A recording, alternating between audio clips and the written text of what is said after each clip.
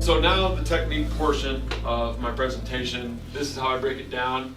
The aspects of the hurdles that I coach, the start and the approach is the most important, because without getting that right, your takeoff is going to be wrong, and then your lead leg is going to be wrong, and it's just a chain reaction.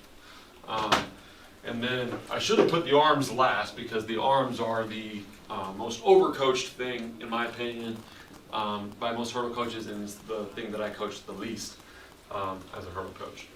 First of all, for the start and the approach, I want them to be long and strong on their first two steps. It's a condensed acceleration phase with the hurdles, because I think you need to get your eyes up and on the first hurdle after two steps.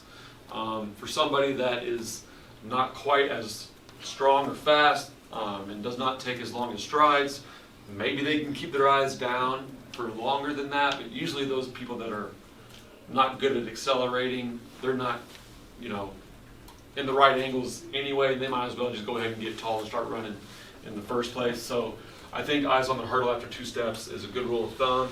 And then I want the 8 steps is ideal to the first hurdle for boys and girls, middle school and high school. And I want them to think that each step is going to get shorter throughout those 8. Now, if you look at actual distance covered, it's not longest step first and shortest step last, but it feels that way. I want them to really feel projection on the first 2 steps at least, and more projection on the 3rd step than they do on the 4th step. And as they kind of get tall, I want them to kind of feel like they're almost chopping their steps, even though, if you actually measure it out, it wouldn't actually be that way. By the way, a good Twitter follow, one of the best hurdle coaches I've seen is Chris Parno. He actually just tweeted the exact measurements that boys and girls should be to the first hurdle. I'm not quite sold that it can be that exact, but it can be. You can literally put little tape measurements out for each one of those measurements, and somebody can be, give or take, a few inches within those steps, and that can be a good way to monitor it with video. So, and then I want you to get tall after your first 2 steps as well. So as soon as you get those eyes on the hurdle, I want you to get tall. Hurdlers tend to want to hunch on their approach to the first hurdle, especially for some reason. You want to get them tall. You want to raise the hips, raise the rib cage, and look down on the hurdle. It'll be a much more attacking body position. So here's Nathan, my hurdler. I've private trained for the last 7 years. This kid had just the world's worst luck. In his junior year, he was really putting it together. He had just learned to 3-step.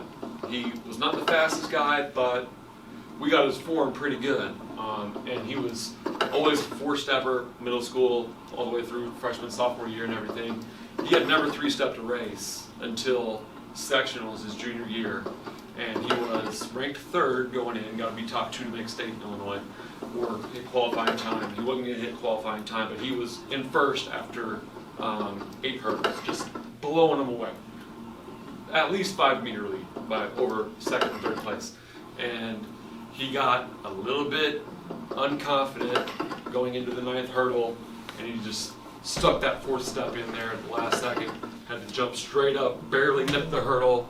He kind of 5 steps and then falls over the 10th hurdle, crawls over the finish line, and still almost got 2nd qualified. This year, he wins by far, perfect race, best race of his life, his senior year. Oh my God, we did it, he made state.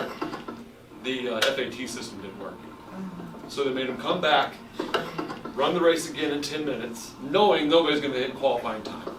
And this time, he was neck and neck with the 2nd place guy. First place guy was way out in front of him. It would have been a huge upset, winning that first race. And the guy he was neck and neck with, the guy winning hit his hurdle into Nathan's lane, and he had to jump an extra hurdle, and so he gets 3rd. And so that first place guy should have been disqualified, making 3rd place a qualifier, right? Well, it was a rules misinterpretation by the referee. They made Nathan run it over again a 3rd time solo. And he was .02 away from state qualifying, solo. And we called the IHSA, tried to get it fixed, and they're like, sorry, it was just a misinterpretation of the rule, but since he ran again, we can't give it to him. So, but The point of the video, though, is he was just really good at, I think you can kind of hear the cadence at least going long to short, right? It's boom, boom, boom, boom, boom, boom, boom, boom, boom, on all of his strides, and it really, you can see the momentum gliding through the hurdle. So here's a slow motion view of a good acceleration. This is Connor Artman. He went to Notre Dame. He was the 1A, I think he was third place. He was like a 24-foot long jumper, but you can really see he had a great push, and now he's getting tall, and look how short he's getting.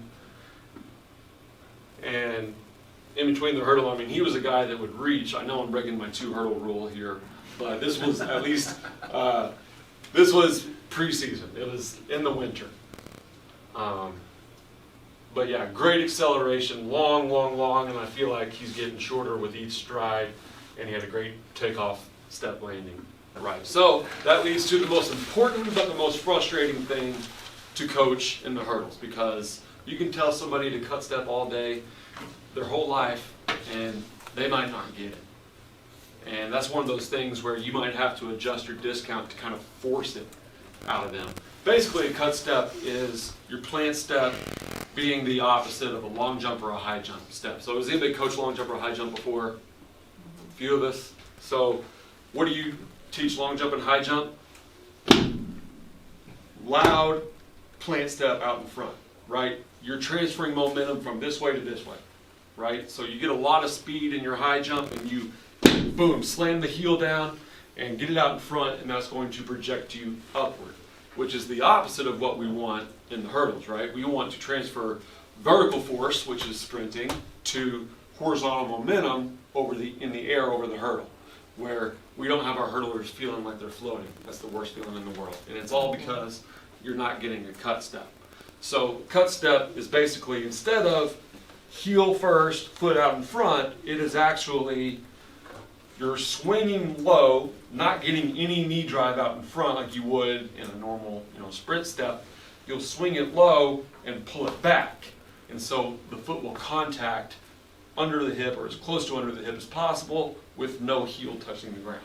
And if you do that right, with the right distance to the hurdle, I mean, you are just shot out of a cannon through that hurdle. And if you can do that for a whole hurdle race, that's how huge PRs happen. These guys are all great hurdlers. He hurdled at Iowa, he hurdled at Minnesota, he hurdled at Nebraska. And they're all kind of at different phases of their takeoff. I could critique them all day, like, this is a pretty decent cut step, he's just loading too much. You want to pogo off the ground and not bend the knee. He is about to cut step, I think, if he pulls this under and pushes the hips forward just a little bit. By the time he lands, I think he'll be in a good cut step position to really project into the hurdle. So here it is at full speed. So this is one of those videos where, like, the longer you watch it, the more like it really feels like he's jumping out of the screen and just really projecting. And we've all seen those hurdlers that is just like straight up and then straight down. The only difference is his foot placement on takeoff. That's what made him who he was.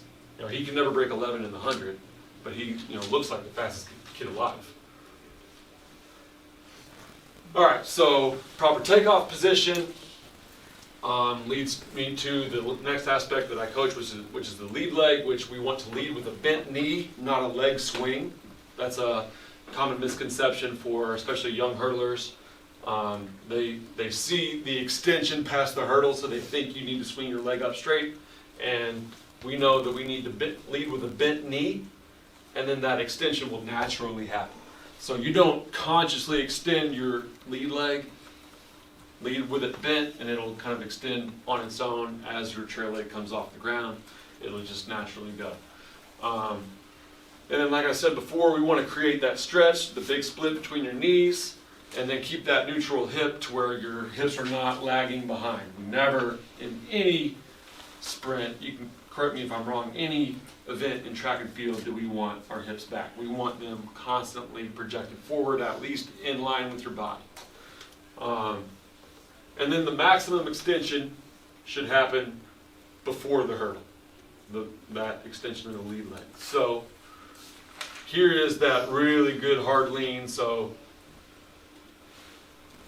two really good hurdlers here. is my hurdler in the white and orange. Just a real aggressive, high, bent knee drive.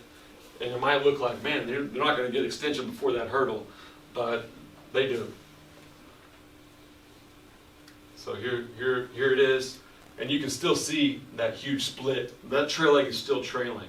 One of the most common issues I've seen with youth hurdlers, I've been doing some private training sessions with a lot of young kids lately, and they are in a rush to get that trail leg through because they want to get that in front and help brace them on that landing. They want to kind of almost do a two-footed landing, and they want to rush that trail leg, so that's something to watch out for.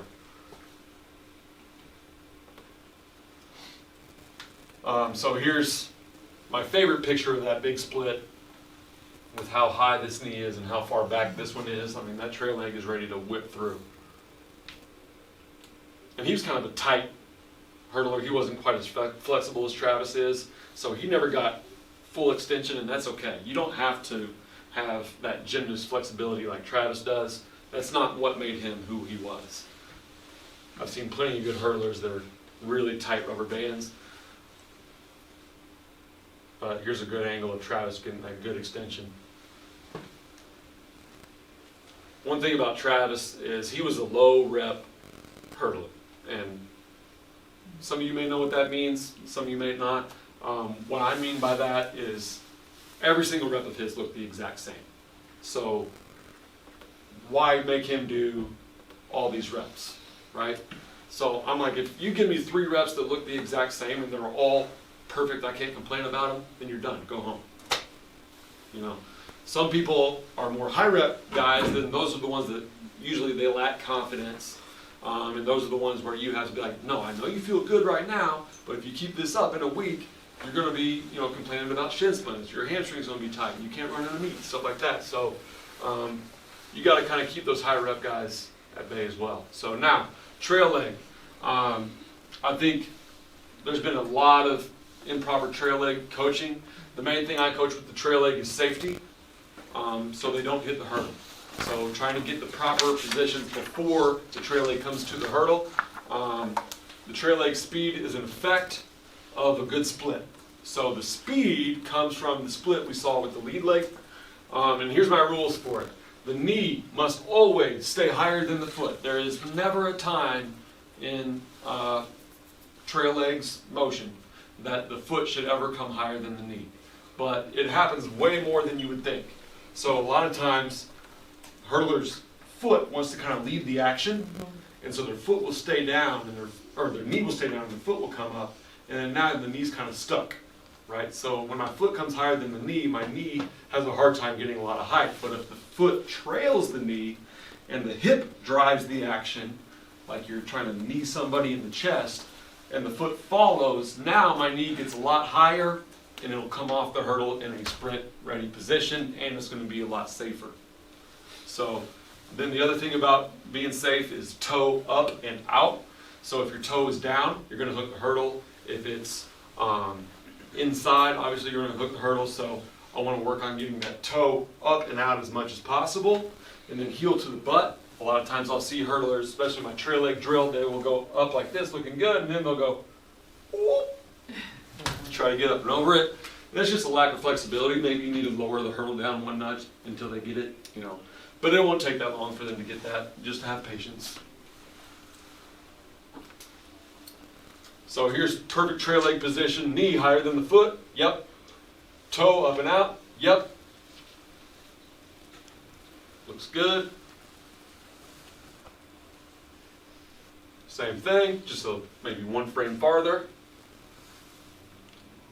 And it's a patient trail leg too. So pay attention to where his knee is here. What would you say? Like just maybe an inch past the hips at this point, where his whole body is past the hurdle, right?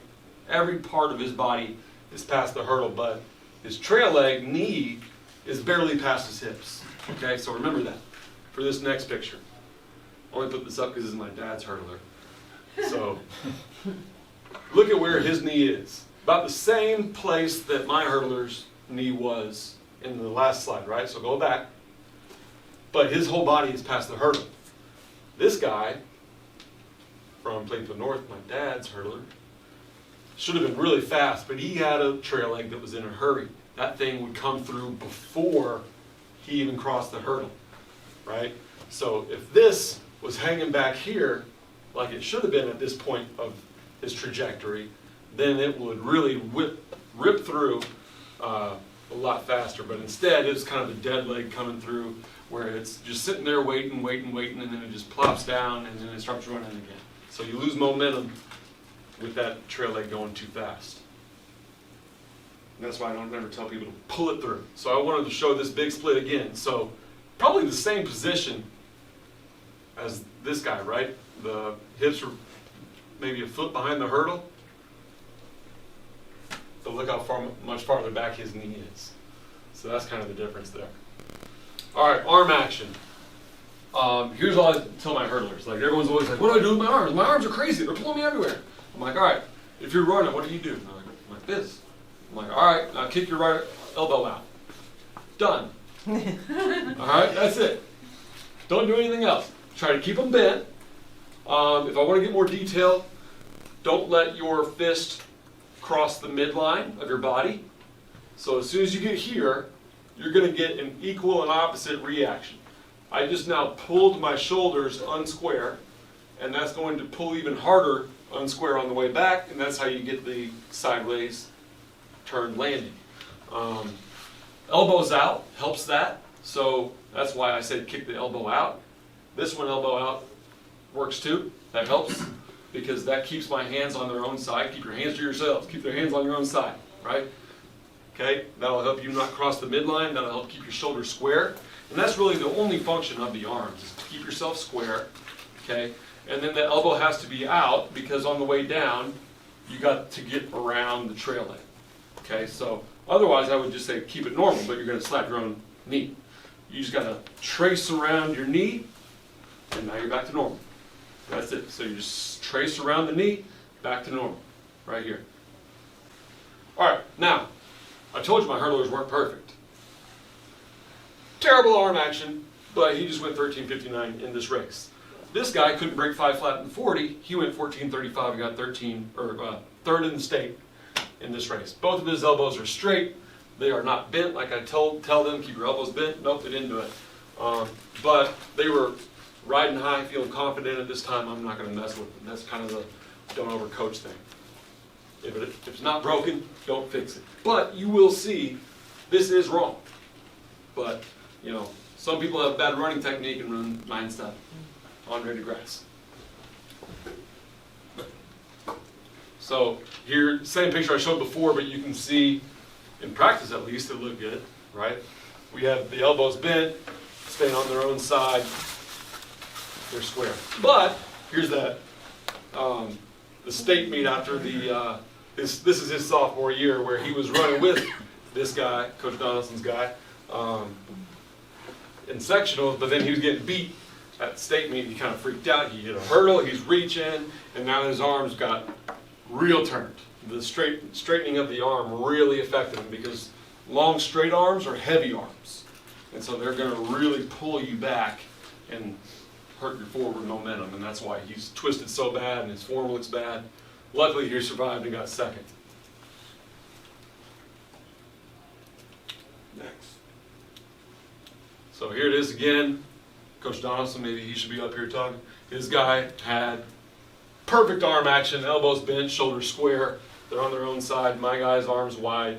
But still, I'm telling you, it's fine. His arm should have been down here, elbow bent, but he was strong enough and smooth enough that he did not pull himself unsquare, and so I'm not going to mess with it. All right, so now the next aspect of what I teach is the landing. We want to land in what we call the power position, which I'll go forward one. This is the power position. Boom, boom, both of them. So it looks like they're just, boom, coming off of an A skip, right? Great arm action, elbows bent, the knee from proper trail leg position, the knee is up, toe is up, and we have a forward lean coming off the hurdle, and I think that leads to gaining momentum over each hurdle if you can get that every time. So going back to the landing slide, we want good posture, which basically means making sure the hips are in line. that high knee, landing under the hip. So if you land out in front, past the hurdle, that's just as bad as landing out in front, taking off before the hurdle. And then you want to just avoid collapsing. This is especially important for beginner hurdlers or youth hurdlers. It is hard. Sometimes I will just have a beginner hurdler. I'm like, you got to get used to one-legged landing. So I would have him stand on a chair and drop and stick the landing on one foot without collapsing and bending the knee. Because I want you to be able to stick it without requiring the trail leg to land right next to it to kind of help brace for the landing. I want the lead leg to land and push off on its own step so we're covering ground and being efficient.